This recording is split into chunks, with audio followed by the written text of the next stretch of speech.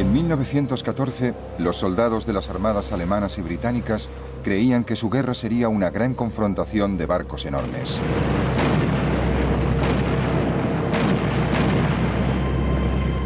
Pero en toda la guerra hubo solo un enfrentamiento naval. El resto de la guerra naval fue muy distinto de lo que se esperaba.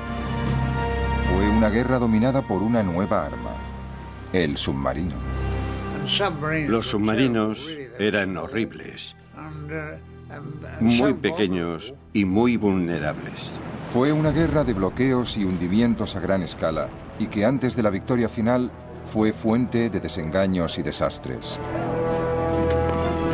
Sobre todo fue una guerra de innovación y avances tecnológicos sorprendentes, desde los cielos hasta la profundidad de los océanos.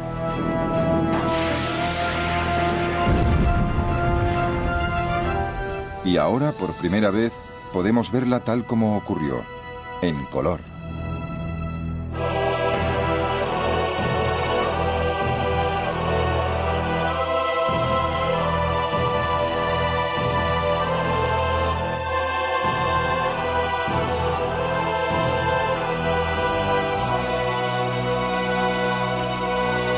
Primera Guerra Mundial en color.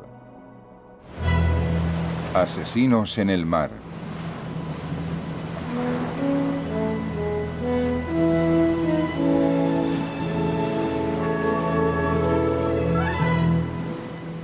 Desde la batalla de Trafalgar, la Armada británica había dominado los mares.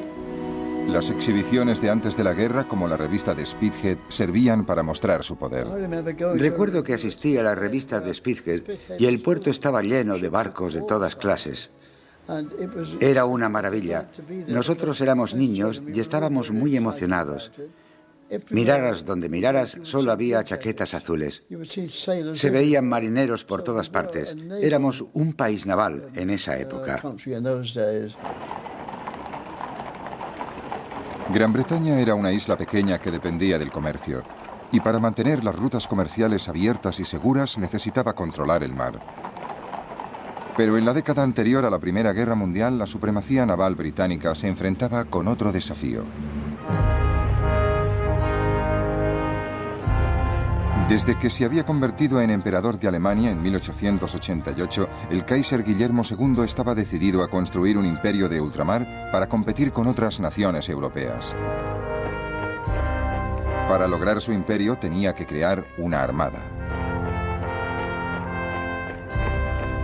Las ambiciones del Kaiser y la decisión de Gran Bretaña de mantener la supremacía en el mar llevaron a una carrera armamentística naval muy costosa. La base de esa carrera era un nuevo tipo de nave de guerra diseñada por los británicos, construida por primera vez en 1905. El acorazado. Eran barcos enormes y superaban en armamento a todas las naves anteriores. El acorazado introducía dos cambios fundamentales en la tecnología de los barcos de guerra. Primero, sustituía el armamento principal de 4 cañones por un armamento de 8 o 10 cañones. Y en segundo lugar, introdujo poco a poco los motores de turbinas de gran potencia y aumentó la velocidad de la flota. Eso representaba un salto interestelar en las capacidades del barco, y durante 8 años se sostuvo una carrera contrarreloj para construir barcos cada vez más grandes y más potentes para competir. El almirante Lord Fisher, inventor del acorazado, decía que ante él todas las demás naves perdían importancia. Lo único que importa es el número de acorazados. No importa quién quiera combatir con un acorazado. El acorazado se los traga enteros. Es como un armadillo ante una hormiga. El armadillo saca la lengua y lame las hormigas. Cuando se declaró la guerra en agosto de 1914, Alemania había construido 13 acorazados contra los 21 de Gran Bretaña. Los marinos de ambos bandos estaban deseando poner a prueba sus nuevas armas. Hay un gran entusiasmo y llegan reclutas cada día. Ojalá la flota alemana salga al mar. La borraríamos del mapa en 2 minutos. Fred Bundy era un cadete de 15 años cuando estalló la guerra. Yo sabía que el Kaiser era alguien con quien no debía tratarme y que si tenía ocasión de dispararle, le dispararía si tenía ocasión, vaya. En cuanto pudo, Fred Bundy se alistó a tiempo completo. Me pareció maravilloso. En la trinchera, por ejemplo, tenía que saltar para que me llenaran de plomo y esas cosas. Y si podía alistarme en la armada, los barcos siempre han sido mi sueño. Los alemanes también estaban igual de emocionados. En 1914 el marinero Richard Stumpf esperaba con el resto de la flota alemana de alta mar. La alegría y la emoción no tenían límites y duraron hasta entrada la noche. Lo que tanto habíamos esperado y temido se había hecho realidad. Habíamos construido una armada para luchar contra esos ingleses falsos y traidores. Pero el coste y el prestigio de los acorazados tuvieron un efecto sorprendente. Nadie podía permitirse perder uno. El almirante John Jellicoe, comandante de la gran flota, anclada en la base de Scapa Flow, no quería ni dejarlo salir del puerto. Si hay probabilidades de destruir barcos pesados del enemigo, está muy bien correr ciertos riesgos, pero a no ser que las probabilidades sean bastante altas, no creo que debamos correr ese tipo de riesgos. Su miedo principal era que si sacaba a esa flota de combate tan carísima al mar y perdía una batalla, es posible que, tal como él decía, perdiera la guerra en una tarde. Así que teníamos dos flotas ancladas en los puertos, en sus cuarteles generales y bases oponiéndose mutuamente, y que en cierto modo estaban en punto muerto porque ni siquiera se hacían a la mar. Tuvieron tanto cuidado que hasta al cabo de 2 años de guerra, las flotas de ambos bandos no se enfrentaron en una batalla de verdad. Mientras los acorazados se quedaban en el puerto, el resto de la Armada Británica se dedicó a matar de hambre a Alemania organizando un bloqueo y cortándoles el comercio con el mundo exterior. Dado que tenían una flota mucho más grande de cruceros y destructores, los británicos pronto se hicieron con el control del Mar del Norte y consiguieron interceptar todos los barcos mercantes de los países neutrales que se dirigían a puertos alemanes.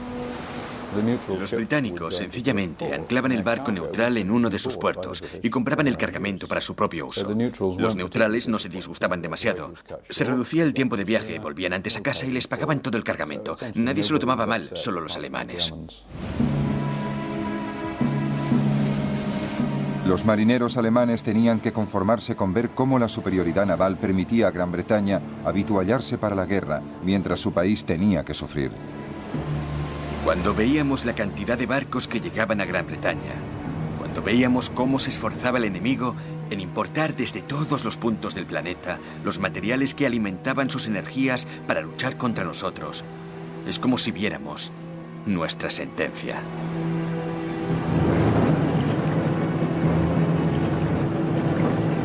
Pero llegó un arma que revolucionó la guerra naval, el submarino o subbarco, como lo llamaban los alemanes. Cuando empezó la guerra, la Armada Británica tenía más submarinos que Alemania. La vida a bordo de un submarino era muy distinta que en un gran barco de guerra. Para mí era claustrofóbico, como se diga. No me gustaba. Me gustaba estar en un sitio de donde pudiera salir. No me gustaba estar encerrado y los submarinos eran horribles, muy pequeños y muy vulnerables. Todos eran voluntarios. Se ganaba un chelín extra cada día. Y no había muchos submarinos, así que tampoco querían muchos voluntarios. Pero más adelante sí hubo más y había que llenarlos. A 1 o 2 no les gustó demasiado, pero tenían que ir. Y cuando los veías después estaban encantados. En los submarinos van todos a una, ¿me entiendes? Aunque tú seas el teniente y yo el fogonero, los dos tenemos que colaborar porque si te dan, tienes que saber lo que se ve en un submarino. Los británicos usaban los submarinos para patrullas de apoyo de la flota de superficie. Los submarinos alemanes tenían un propósito completamente distinto. Se convirtieron en cazadores solitarios y dieron a Alemania la única arma naval realmente eficaz de toda la guerra. Los submarinos se quedaban en la superficie casi todo el tiempo que pasaban solos en el océano, ofreciendo momentos de paz y tranquilidad.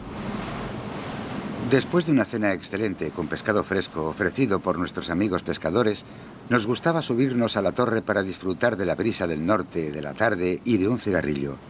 Los tonos grises y violetas sustituían el brillo de la puesta de sol, pero la luz duraba un poco más. Bajo el agua, cuando el submarino iba en busca de su presa, la vida era muy diferente.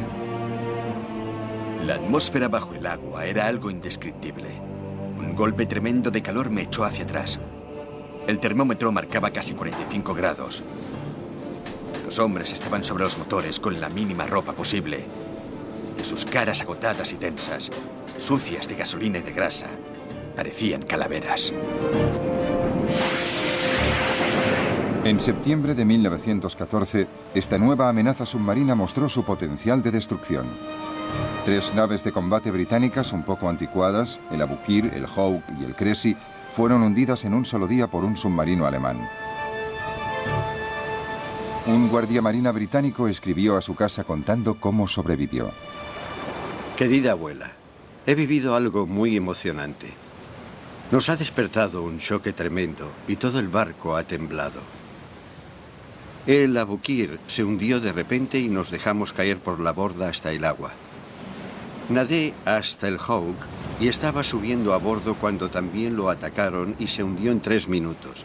Entonces nadé hasta el Cressy y allí me dieron una taza de chocolate, pero cuando la terminaba lo hundieron también.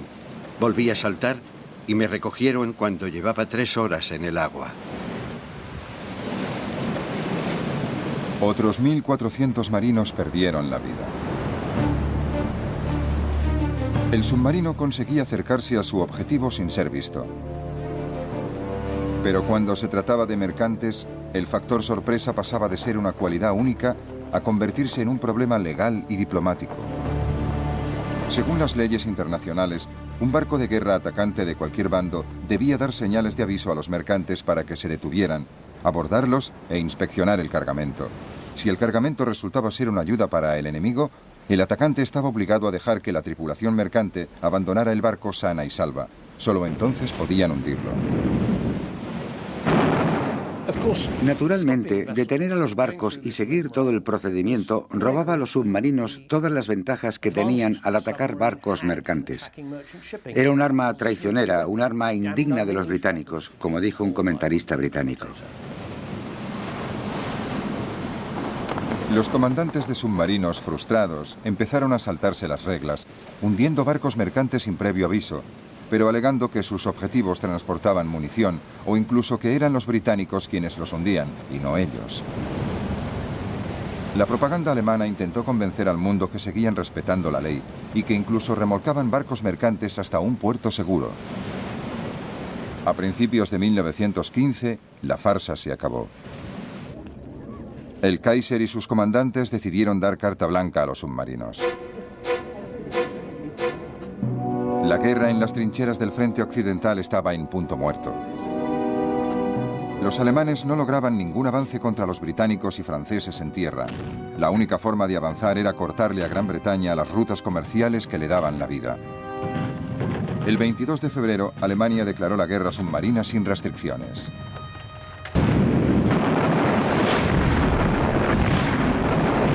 Los submarinos abrirían fuego sin previo aviso contra los barcos mercantes que se dirigieran a puertos aliados.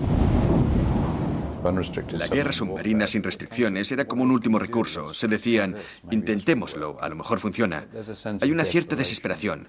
Creo que la Armada alemana pensaba que no estaban consiguiendo lo que pensaban que conseguirían. No estaban luchando con acorazados, pero pensaban que si no hacían algo, los soldados del frente occidental dirían, ¿para qué estamos luchando y muriendo cuando la Armada no hace nada? Para las tripulaciones de los submarinos fue un alivio y una celebración. Por fin ha llegado. Se ha declarado la guerra submarina sin restricciones. Nos hemos librado de un peso que hemos cargado desde el día que estalló la guerra.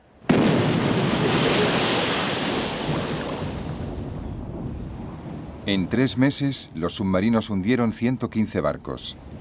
Pero entonces un submarino llegó demasiado lejos.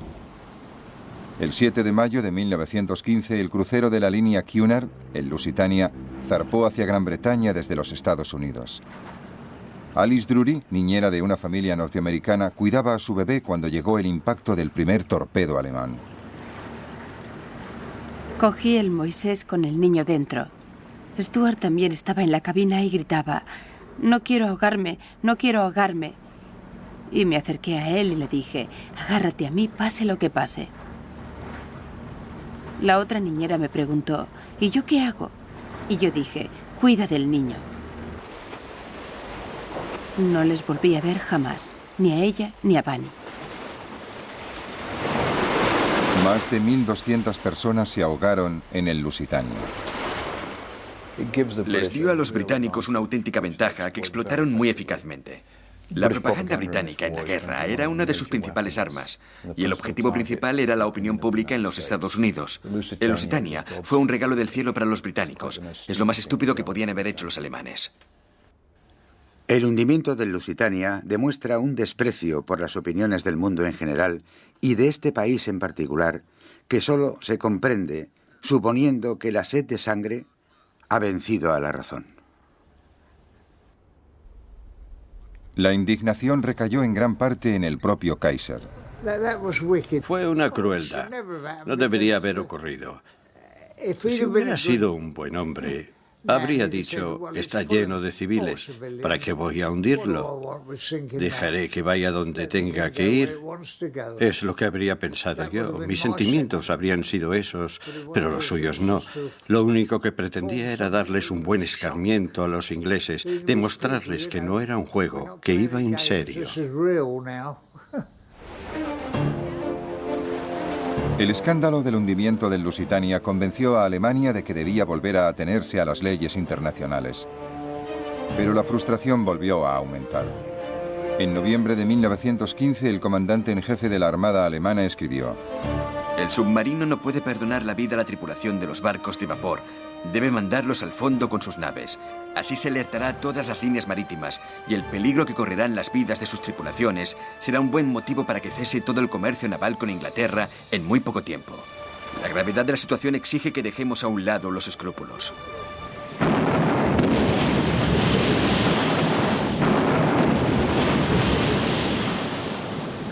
En febrero de 1916 volvió a desatarse la guerra submarina sin restricciones y la indignación también. Tal como se ha demostrado en las últimas semanas, no pueden usarse submarinos contra los barcos mercantes sin violar toda una serie de principios sagrados de justicia y humanidad. Nuestro comercio estaba sujeto a los ataques de un enemigo invisible. Un torpedo podía hundirles antes de que pudieran enviar una llamada de socorro o intentar escapar.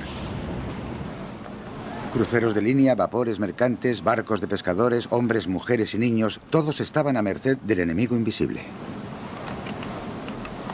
En la primavera de 1916, temiendo que los Estados Unidos se vieran provocados y entraran en la guerra, Alemania dio por acabada su segunda campaña de guerra submarina sin restricciones, durante la cual sus submarinos habían hundido 212 barcos. El bloqueo británico y los submarinos alemanes dominaban la guerra en el Atlántico y en el Mar del Norte. Pero la Armada Británica también participaba en otra campaña muy distinta y desastrosa, a 2.400 kilómetros hacia el este.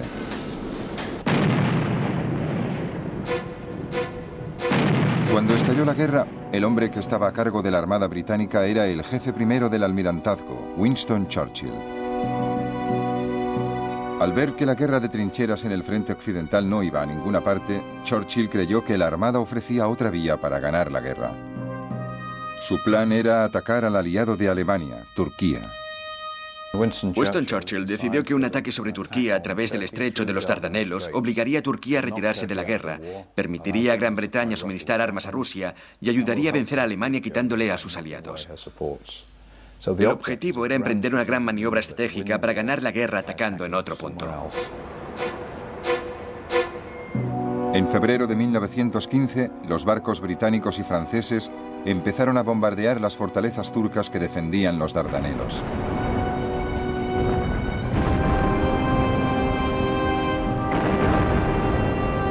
Pero esas naves de combate anticuadas, anteriores a los acorazados, se llevaron una sorpresa muy desagradable. Los turcos habían colocado una fila de minas justo por donde iba a maniobrar la flota aliada, las anticuadas naves de combate francesas y británicas. El resultado fue que se hundieron 3 barcos, se perdieron cientos de vidas y el prestigio británico sufrió un duro golpe. Los marinos aliados se dieron cuenta de que eran un blanco fácil. Hoy nos hemos enfrentado a la muerte, pero gracias a la bondad divina volvimos sin sufrir bajas. Aunque la mayoría de los marinos no pensaron que fuera gracias a la bondad divina, sino que llevábamos 3 botes salvavidas a bordo. Los dragaminas intentaron limpiar el campo de minas. Lo consiguieron solo en parte, pero finalmente los fuertes quedaron silenciados.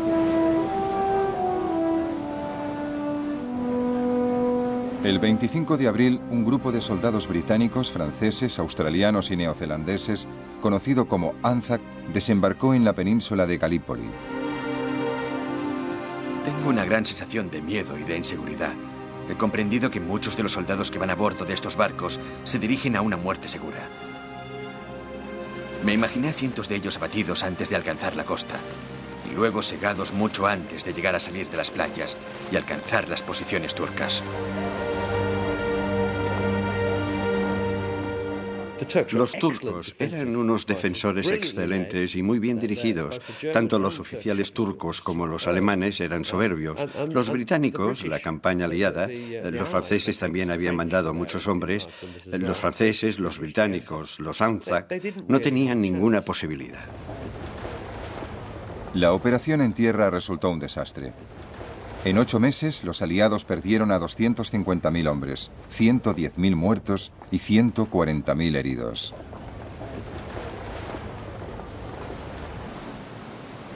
En enero de 1916 se evacuó a las tropas. Churchill se vio obligado a abandonar su cargo. Después del fracaso de la ofensiva de Galípoli, Gran Bretaña y sus aliados no volvieron a intentar ninguna otra gran ofensiva marítima en toda la guerra. Fue la última gran operación anfibia. Eso significa que la lucha se centró en el continente europeo y que todos los combates se libraron en tierra. A diferencia del ejército, parecía que la marina tendría una guerra tranquila.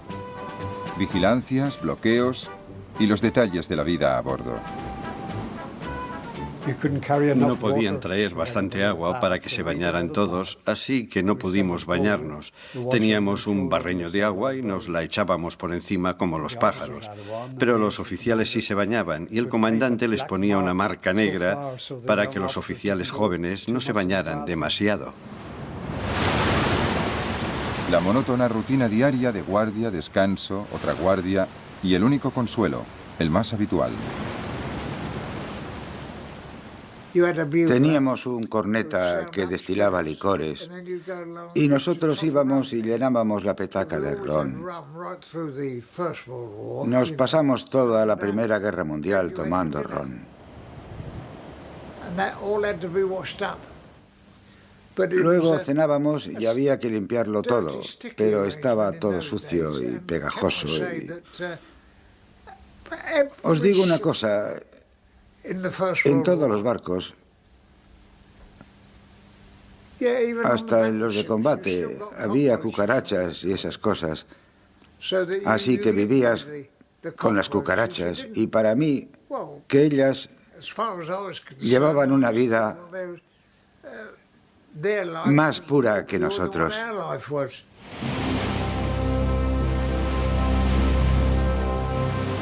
En 1916, la rutina diaria fue interrumpida por poco tiempo, pero muy bruscamente. Cuando Alemania declaró la segunda campaña de guerra submarina sin restricciones, vio que necesitaba una nueva táctica naval y nombró a un nuevo comandante en jefe de la Armada muy agresivo, el almirante Reinhard von Scheer. La guerra en el frente occidental entraba en su fase más sangrienta. Desde el mes de febrero, los soldados alemanes y los franceses luchaban por la ciudad fronteriza de Verdún y cada bando sufrió 350.000 bajas.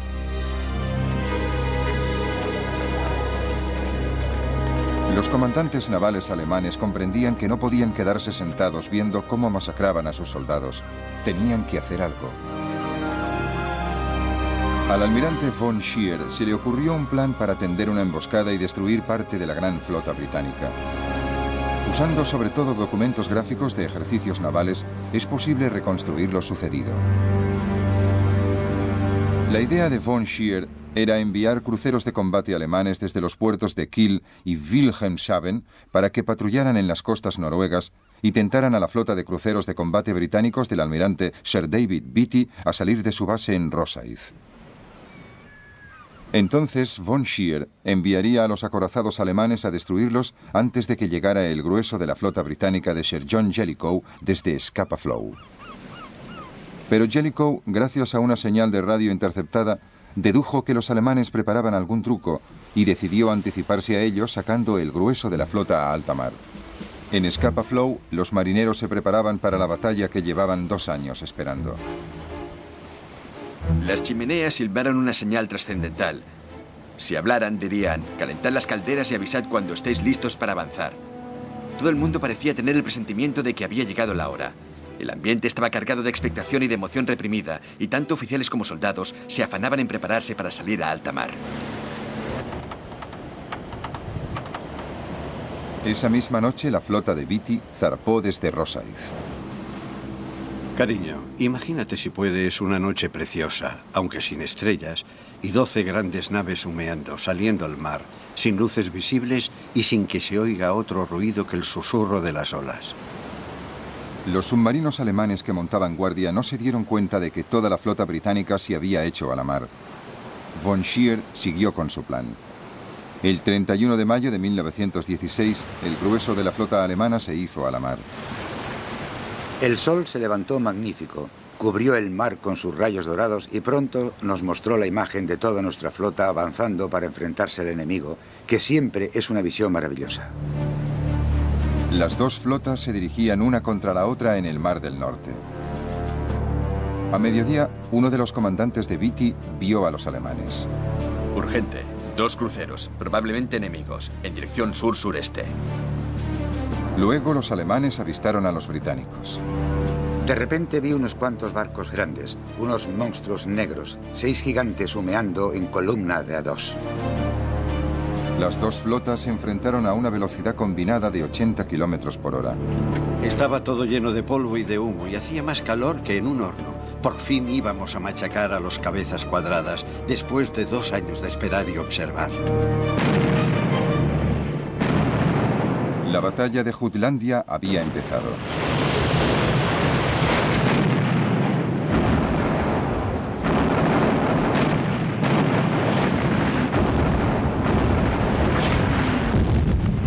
La primera parte fue un gran desastre para los británicos. Por desgracia para Beatty, sus barcos no disparaban muy bien. Tenían la desventaja de la luz y el tiempo, pero no se habían ejercitado demasiado y las naves de combate alemanas tenían una potencia de armas superior. 2 barcos británicos, el Queen Mary y el Indefatigable, estallan y se hunden, perdiendo a casi todas sus tripulaciones. Oímos una explosión tremenda que hizo estallar la proa. Luego oí otra explosión. Me hundí a bastante profundidad y cuando volví a la superficie solo vi restos y petróleo flotando en la superficie.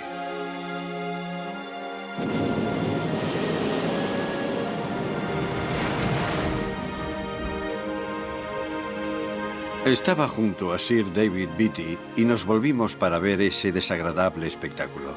Se volvió hacia mí y me dijo: parece que hoy están fallando nuestros malditos barcos.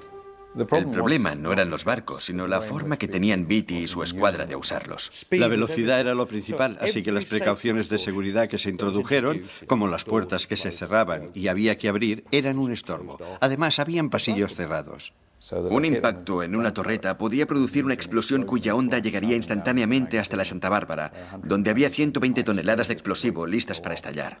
Las consecuencias eran devastadoras. El barco entero estallaba, y eso fue lo que ocurrió con el Infatigable y el Queen Mary.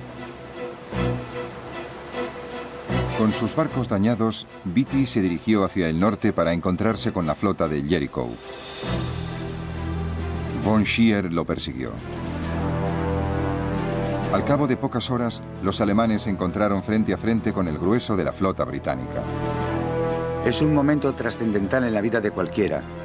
Recuerdo que pensé para mí, hemos perdido mucho y más que vamos a perder, pero no nos importa perder lo que haga falta mientras se enfrenten las dos flotas.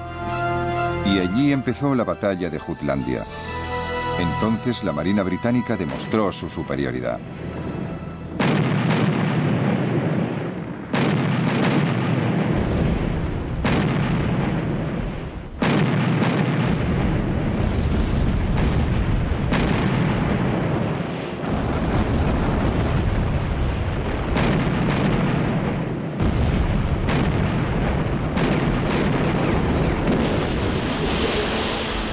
Los alemanes perdieron un acorazado, 4 cruceros ligeros y 5 destructores. Pero los británicos también perdieron otro crucero de combate, el Invincible. De casi 1000 hombres a bordo, solo 6 sobrevivieron. La tripulación de otro barco cercano, el Indomitable, vio cómo se hundía. Los jóvenes oficiales del Indomitable teníamos negros presentimientos desde el día en que zarpamos. Los suboficiales del Invincible subieron a bordo y tuvimos una noche de alegría y diversión. Y ahora, todos duermen en el fondo del mar.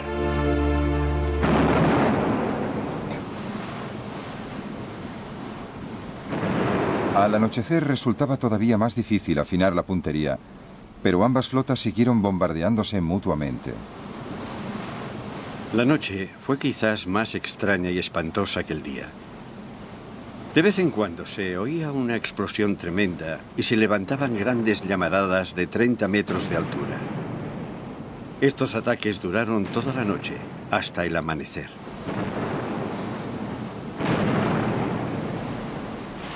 En la oscuridad, la flota alemana huyó hacia su país y escapó sin ser vista. El 1 de junio por la mañana, los alemanes se acercaban a los puertos seguros de Kiel y Wilhelmshaven. Volvimos a puerto y nos dieron café caliente y comida. Como muchos de mis compañeros, no los quise. Nos tumbamos en el suelo en un rincón del barco. Nos daba lo mismo donde estábamos. Nos pusimos a dormir. Hacía 2 días que no dormíamos. Jutland es una de las batallas más controvertidas de todos los tiempos. Todo el mundo dice que ganó. El Kaiser al día siguiente dijo, la magia de Trafalgar se ha roto, hemos vencido a los británicos. Von Scheer en su informe oficial dijo, no debemos volver a intentarlo, nos borrarían del mapa. Y esa era la verdad. Los alemanes sabían que podían darse por contentos al volver a casa con casi todos los barcos y casi todos los marinos. Igual que los alemanes, los británicos presentaron la batalla de Jutlandia como una gran victoria naval. Pero Jellicoe sabía que sus pérdidas habían sido bastante más graves que las alemanas, tanto en barcos como en vidas. Sin embargo, aún controlaba el Mar del Norte.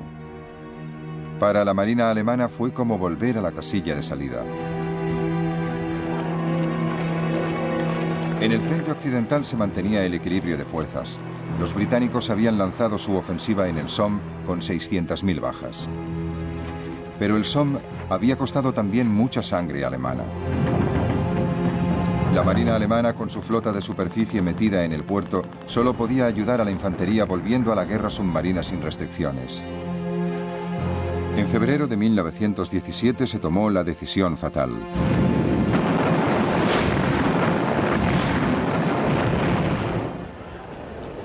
En los Estados Unidos el impacto fue espectacular. Unos meses antes, Woodrow Wilson había sido reelegido presidente de los Estados Unidos porque decía a su país que no podían seguir aislados de la catástrofe que tenía lugar al otro lado del Atlántico.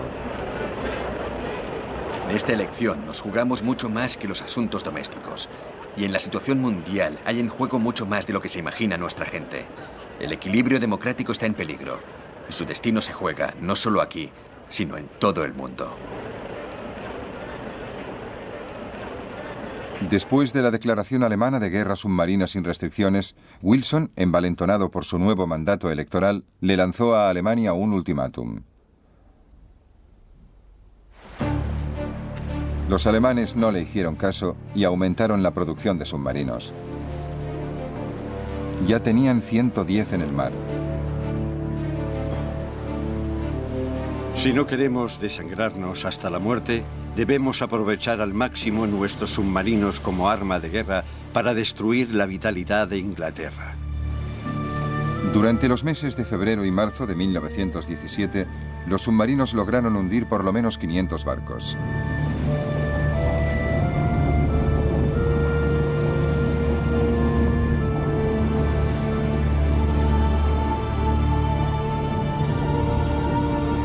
El número de barcos mercantes neutrales que llegaban a los puertos británicos y aliados se redujo en un 75%.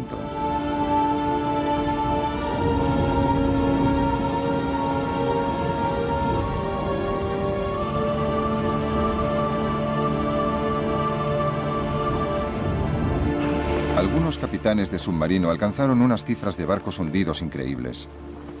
Cuando volvían al puerto después de sus incursiones, se convertían en héroes nacionales, como los ases del aire de la guerra.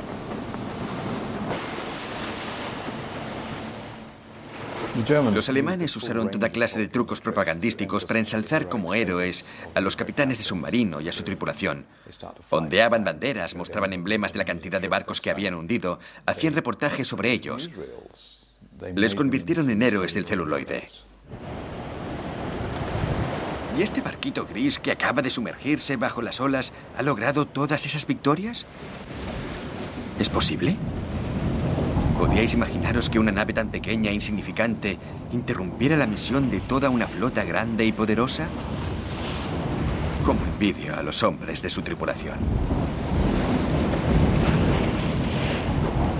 El éxito de los submarinos alemanes provocó racionamientos de comida en Gran Bretaña. Incluso las tropas del frente occidental tuvieron que apretarse el cinturón. 1917 fue una mala época para los aliados. Pero los Estados Unidos estaban cada vez más cerca de la guerra. La guerra submarina de los alemanes contra el comercio es una guerra contra toda la humanidad. Es una guerra contra todos los países. Debemos defender la democracia en todo el mundo. El 6 de abril, los Estados Unidos por fin declararon la guerra a Alemania. Los británicos recibieron a sus aliados con los brazos abiertos. No se les tenía por extranjeros. No había envidias ni impaciencia al recibir órdenes de un almirante extranjero. Tenían una sola idea: hacer todo lo posible por la causa común, y en consecuencia resultaron una ayuda muy valiosa para el bando aliado. Pero incluso con los norteamericanos a bordo, los aliados seguían sin encontrar la manera de derrotar a los submarinos. Los submarinos alemanes seguían atacando a los barcos británicos. Una táctica que se empleaba era reunir a los mercantes en caravanas escoltadas por barcos de guerra. Pero esa táctica era puramente defensiva. Para atacar a los submarinos antes había que localizarlos. Se empezaron a usar aviones para localizar a los submarinos que, a pesar de todo, tenían que estar casi siempre en la superficie. Los aviones tenían una autonomía de 2.400 kilómetros y podían volar casi 50 horas seguidas.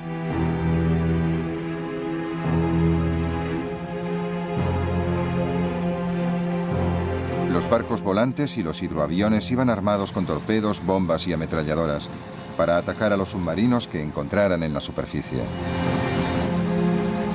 Nos atacó un avión. Se acercó a nosotros aprovechando que el sol nos deslumbraba y como tarjeta de visita nos soltó una carga de bombas que podía habernos costado la vida.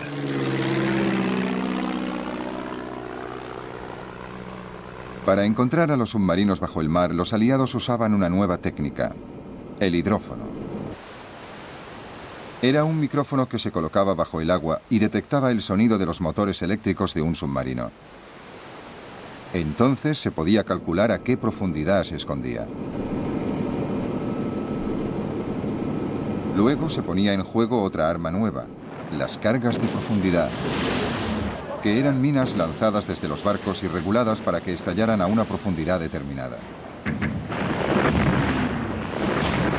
Una carga de profundidad estalló con un ruido tremendo. Perdimos las esperanzas a medida que aumentaba el riesgo de morir aplastados o volados en pedazos. Seguimos trabajando aunque fuera para distraernos del inminente destino que nos esperaba en el fondo del mar.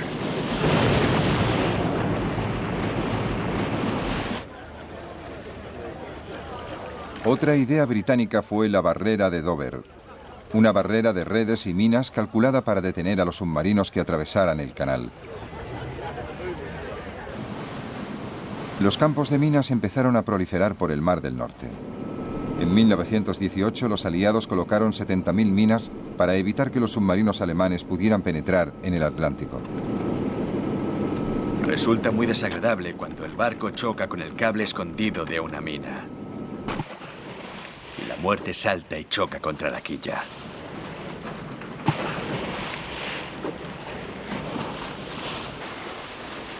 Dragar minas era una misión muy peligrosa.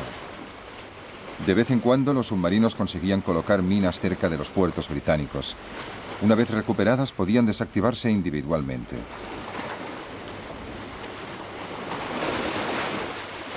En el mar entró en funciones la figura del dragaminas, que empezaron siendo barcos de pesca de arrastre adaptados. Preguntad a cualquiera que sirviera en el mar entre 1914 y 1918 cuál era el trabajo más peligroso, monótono y desagradable de toda la guerra naval. 9 de cada 10 os responderán: el de los dragaminas. Se usaban cables para cortar las amarras de las minas y luego se destruían con disparos de rifle.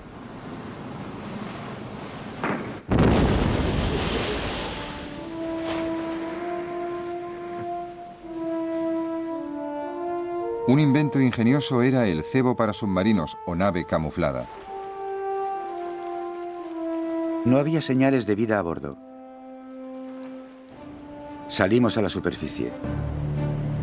De repente el barco volvió a la vida. Se abrieron las portillas escondidas. Los artilleros se pusieron al cañón de proa, descubrieron otros cañones y nos lanzaron una lluvia de fuego devastadora. Por fin, los británicos intentaron cerrar los puertos de submarinos de la costa belga.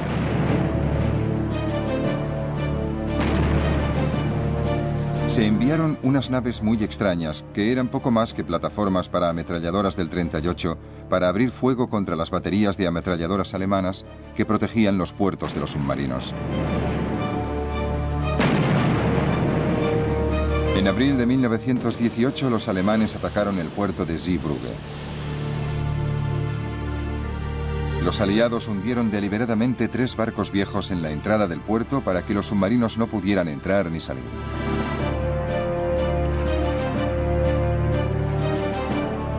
Durante la operación, el crucero británico Vindictive quedó muy dañado y tuvo suerte al poder volver a Inglaterra.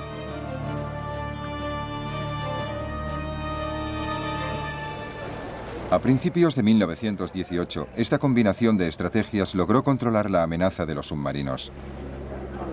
Las tropas norteamericanas podían llegar sanas y salvas por el Atlántico hasta Europa. La victoria era inevitable por una simple cuestión de números. Pero los británicos también habían vencido la batalla del bloqueo, en parte por su disposición a aceptar el racionamiento. La carne, la mantequilla y la margarina se convirtieron en lujos, y las patatas eran la dieta diaria.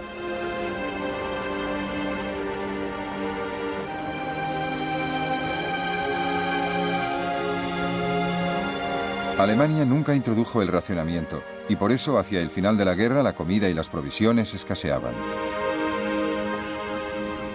La guerra total se basa en usar lo más eficazmente posible los recursos del país.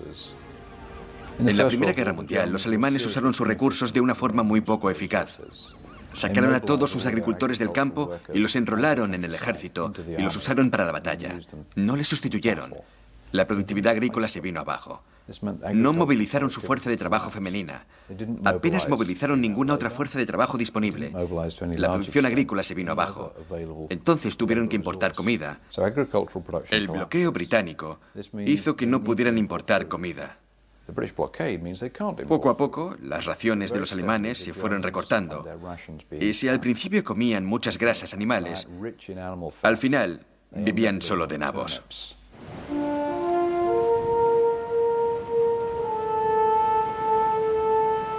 La guerra naval había empezado con la carrera de los acorazados, y hacia el final la flota de navíos británicos y norteamericanos parecían simbolizar la victoria aliada en el mar.